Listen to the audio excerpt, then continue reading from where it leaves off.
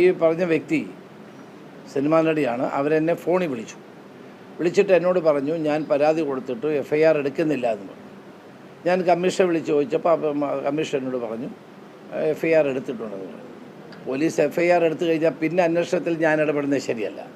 ഞാൻ home minister ഒരു അന്വേഷണത്തിൽ ഇടപെടാൻ പാടില്ല. അതാണ് നമ്മളുടെ രീതി. അതാണ് ഞാൻ ഇടപെടുന്നതാണ് തെറ്റ്. പിന്നെ പോലീസ് FIR എടുത്താൽ ഇറ്റ് ഈസ് ദെയർ ഡ്യൂട്ടി.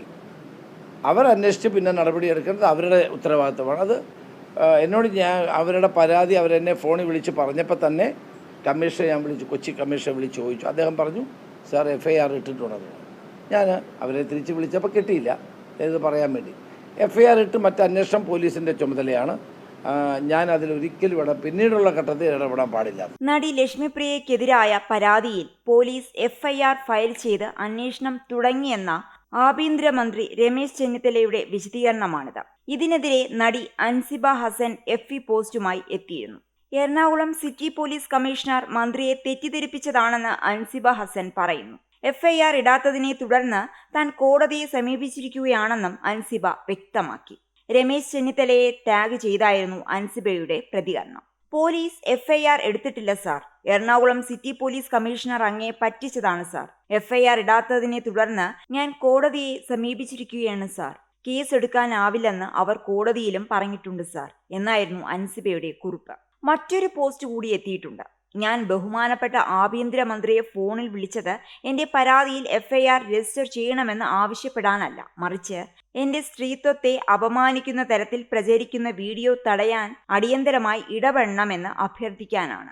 ആ വീഡിയോയുടെ മുഴുനീള പതിപ്പ് അടുത്ത ദിവസം തന്നെ യൂട്യൂബിലൂടെ സംപ്രേഷണം ചെയ്യുന്നത് തടയാൻ പോലീസിന് നിർദ്ദേശം നൽകണമെന്ന് അപേക്ഷിക്കാനാണ് ഞാൻ വിളിച്ചത്. അല്ലാത്ത പക്ഷം എൻ്റെ മാനത്തിന് തിരുത്താനാകാത്ത വിധം വലിയ നഷ്ടമുണ്ടാകുമെന്ന ആശങ്കയും ഞാൻ അദ്ദേഹത്തെ അറിയിച്ചിരുന്നു. ഇതിനെ തുടർന്നാണ് അദ്ദേഹം പോലീസ് ഉദ്യോഗസ്ഥരെ ഫോണിൽ വിളിച്ച് കാര്യങ്ങൾ അന്വേഷിച്ചത്. എന്നാൽ കേസിൽ FIR ഇട്ടിട്ടുണ്ടെന്ന് പോലീസ് ആഭ്യന്തരമന്ത്രിയോട് കളവായി പറയുകയായിരുന്നു.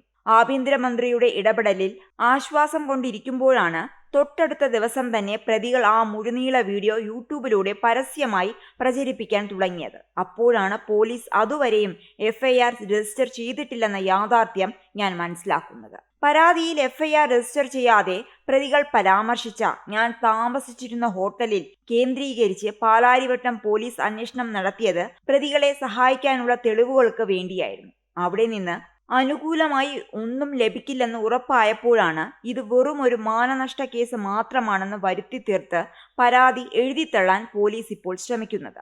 ഇതേ പ്രതി നൽകിയ ഒരു വ്യാജ പരാതിയുടെ പുറത്താണ് തൃപ്പൂണിത്തറ വനിതാ സെല്ലിൽ വെച്ച് എന്നെക്കൊണ്ട് നിർബന്ധിതമായി മാപ്പെഴുതി വാങ്ങിച്ചതെന്ന കാര്യം ആരും മറന്നു പോകരുത്. കാക്കിക്കുള്ളിൽ നിങ്ങൾ ആരായാലും നിയമപരമായ നിങ്ങളുടെ സഹായവും സംരക്ഷണവും എനിക്കും കൂടി അവകാശപ്പെട്ടതാണെന്ന പൂർണ്ണ ബോധ്യത്തിലാണ് ഞാൻ വീണ്ടും നിങ്ങളുടെ വാതിലിൽ മുട്ടുന്നത്. നീതി ലഭിക്കുന്നതുവരെ ആ വാതിലിൽ ഞാൻ മുട്ടിക്കൊണ്ടേയിരിക്കും, അൻസിബ ഹസൻ പറയുന്നു.